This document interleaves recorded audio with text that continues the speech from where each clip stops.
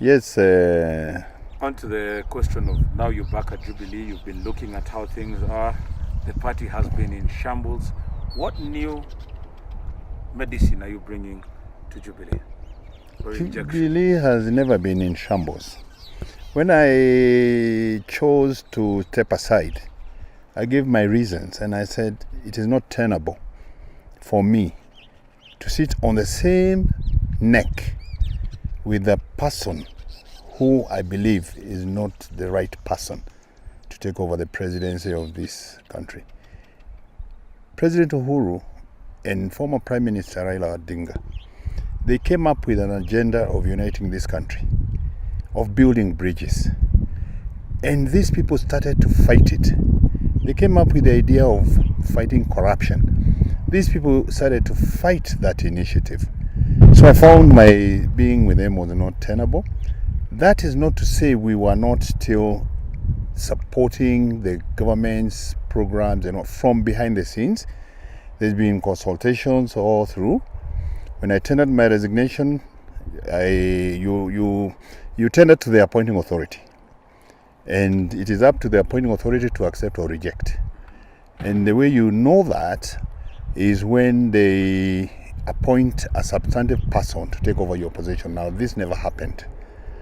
So, when the Secretary General was asked by the registrar to prepare the list of the bona fide, he went to check who is properly in the registrar's register. And he found Murathe's name. And that means there were vacancies. And some of those vacancies are the ones that we were populating. So all this hulabaloo, these guys are the ones who are escalating. Actually, an issue which is, according to me, is a non-issue.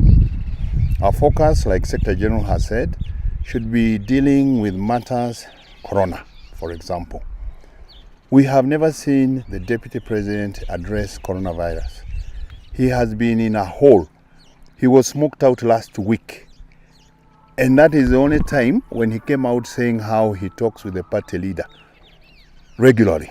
All right? But the minute we talked about Jubilee Party, he went haywire. And by the way, Kennedy, let me tell you, the National Managing Committee, the deputy party leader is not a member. It is the organ that runs the day-to-day management of the party affairs and then reports to the NEC. The NEC shall be convened by the party leader. The deputy party leader is a member of the NEC. And that's the NEC I said I don't want to share a table with the deputy president. So, I think they are panicking for nothing. So, in essence, you say you don't want to share a table with the deputy president. Yes. He has not left the party. Yes. But you're still there.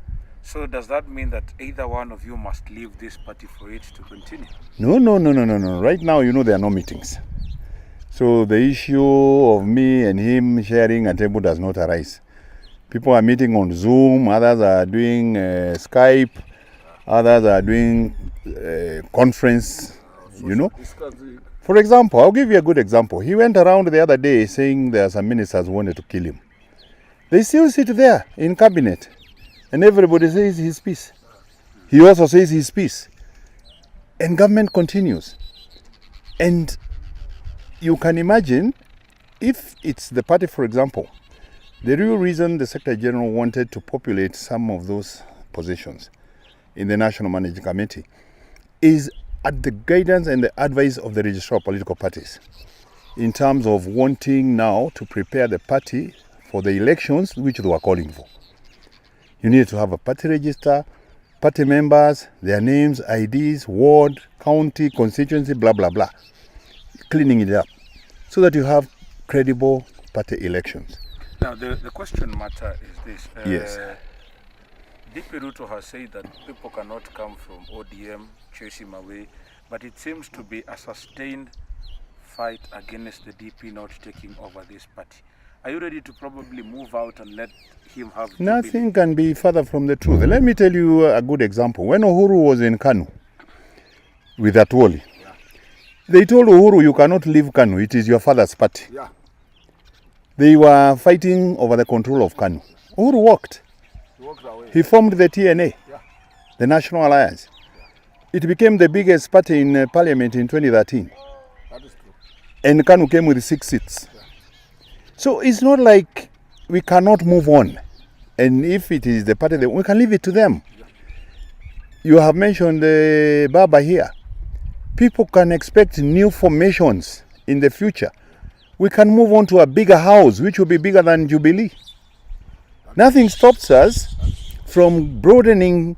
In fact, if you ask me, post-coronavirus, this country probably needs a government of national unity to bring everybody together so that people focus on rebuilding this country, getting this country back to work. This country cannot work when you have this kind of antagonism, when you have some people whose only focus is 2022. The deputy president only woke up when he felt his position in Jubilee is threatened.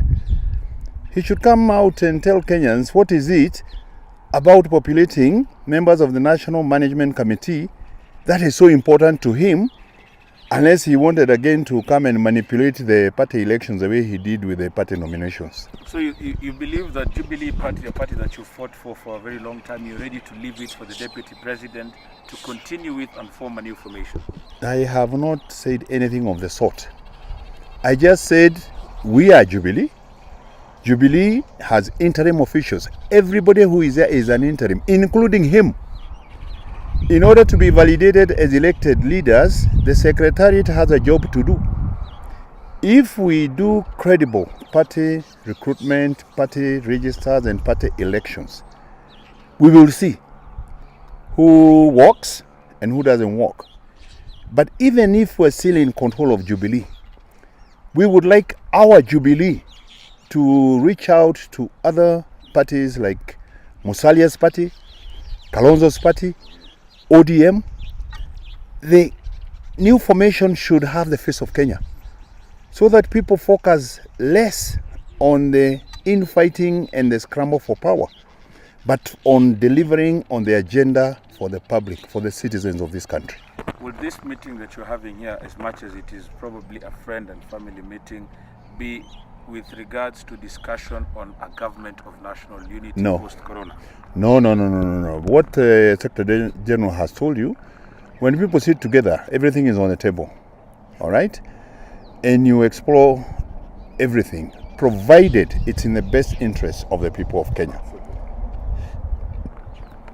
So this, to what percent would you attach this thinking around a post-corona national government, a government of national unity?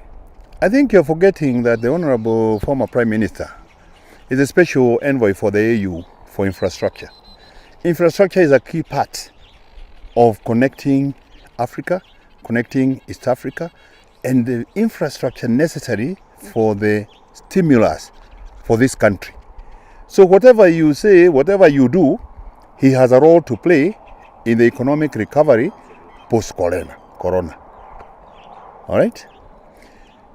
I'm telling you, this is a pure coincidence. My friend Atwoli here, he decided to Chinja because it is Easter Monday. I was not aware he was going to invite the former Prime Minister. I was not aware he was going to invite Eugene Wamalwa. It's a pleasant meeting of minds. And when people meet, everything is on the table. But nothing specific. So the DP can leave Jubilee if he wants.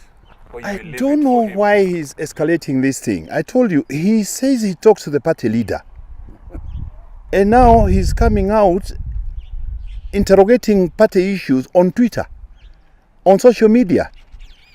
Now, what is what? If they talk, isn't this an internal party matter which he can reserve his phone or just walk into State House and discuss it with his party leader? Then the party leader will reprimand. Then the party leader, he is now purporting to speak on behalf of the party leader. Kwani party leader hana sauti ya kusema yeye mwenyewe?